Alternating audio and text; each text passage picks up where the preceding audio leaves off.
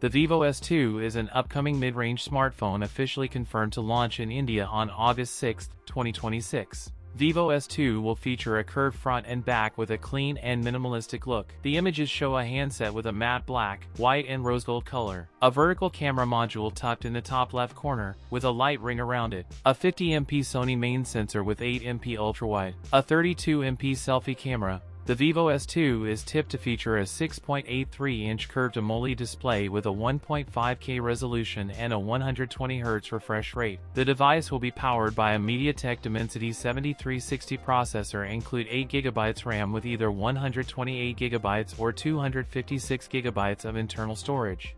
It is also tipped to pack a 7050 mAh battery with support for 44W fast charging. The Vivo S2 with 8GB of RAM and 128GB of storage will carry a launch price of between 40,000 Indian rupees and 45,000 Indian rupees. That's it for today's video. If you enjoyed it, don't forget to like, comment, and subscribe for more content. Thanks for watching, and I'll see you in the next one.